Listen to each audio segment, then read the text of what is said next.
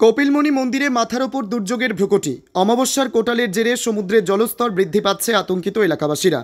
সুন্দরবনের প্রত্যন্ত দ্বীপ গঙ্গাসাগর চারিদিকে জলরাশি বিস্তৃত। এই দ্বীপ ক্রমাগত ভাঙনের ফলে একটু একটু করে সমুদ্র ও নদী গর্ভে বিলীন হতে বসেছে। প্রতিবারই প্রাকৃতিক বিপর্যয়ে একটু একটু করে ভাঙনের কবলে পড়ে শেষ হচ্ছে গঙ্গাসাগর।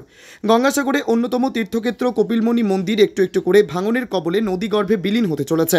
প্রশাসনের পক্ষ থেকে নদী ভাঙন রোখার জন্য যে সকল পদক্ষেপ নেওয়া হচ্ছে, সেই সকল পদক্ষেপ বিফলে যাচ্ছে। সম্প্রতি ঘূর্ণিঝড় শক্তিতে গঙ্গাসাগরের সমুদ্র সৈকতে বেশ কিছু জায়গায় নদী বাঁধ ভেঙে গিয়েছে।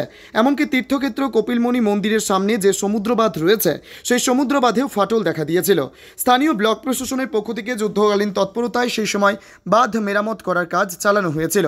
আবারও গঙ্গাসাগরের আকাশে দুর্যোগের ভ্রুকুটি। অমাবস্যার কোটাল এবং ফারাক্কা এবং বিভিন্ন জলাধার থেকে জল ছাড়ার ফলে সমুদ্রের জলস্তর বৃদ্ধি পেয়েছে। অমাবস্যার কোটালের জেরে আরও জলস্তর বৃদ্ধি হবে সমুদ্রে, এবং সমুদ্রে জলস্তর বৃদ্ধি হলে কপিলমুনি মন্দির প্রাঙ্গণ চত্বর প্লাবিত হয়ে যাবে। ক্ষতিগ্রস্ত হবে গঙ্গাসাগরের ব্যবসায়ীরা। অমাবস্যার কোটালের জোয়ারের জলস্তর বৃদ্ধির কথা মাথায় রেখে ব্লক প্রশাসনের পক্ষ থেকে যুদ্ধকালীন সমুদ্র বাঁধ মেরামত করার কাজ চালানো হচ্ছে।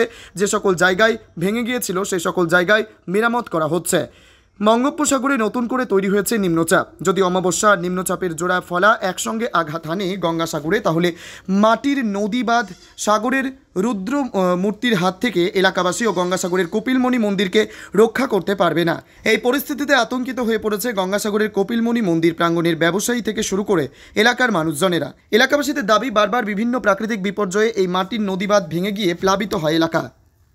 আমরা আতঙ্কিত বরাবরই আছি, আর এখনও আছি। সামনে যেহেতু বড় কোটাল আছে, তার জন্য সবসময় প্রতিটা মুহূর্তে আতঙ্কে আছি।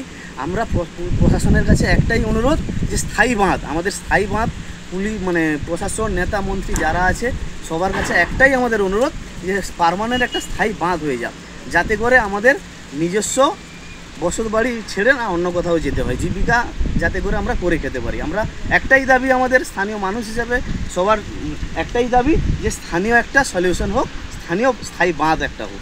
চিরকাল একই খেলা চলছে।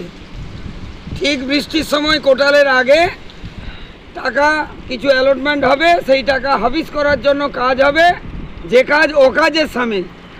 আমি বলছি, এই টাকা খাওয়া মারা, টিএমসি মানে টাকা মারা কোম্পানি, তাদের যে সমস্ত কাজ টাকা মারা ছাড়া অন্য কোনো কাজ করবে না।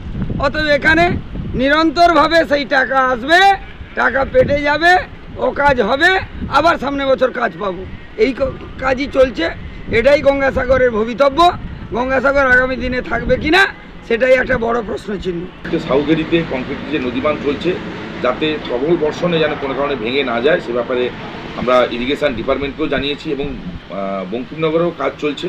এবং ইমিডিয়েট আমরা মুড়িগঙ্গায় নদীবাঁধ কিছুটা দুর্বল আছে, মুড়িগঙ্গায় ইরিগেশন ডিপার্টমেন্ট জানিয়েছে যে এজেন্সিকে নামিয়েছে কাজ করতে। শুধু একটা মাত্র জায়গা, নরহরিপুরের দোকান গোড়ার কাছে, ওখানে নদীবাঁধটা কিছুটা ধস নেমেছে, আমরা খবর পেয়েছি। আমরা জানিয়েছি ইরিগেশন ডিপার্টমেন্টকে, অতি সত্বর ওটা রিপেয়ারিংয়ের জন্য ব্যবস্থা নেওয়া হবে। এবং আমরা সবসময়ের জন্য প্রস্তুত, এবং আমরা সচেতনভাবে যে যে জায়গায় কিছু দুর্ঘটনা ঘটতে পারে, প্রকৃতির বিরুদ্ধে তো লড়ার ক্ষমতা মানুষের নেই, তবু যা যা সাবধানতা অবলম্বন করার আমরা করেছি।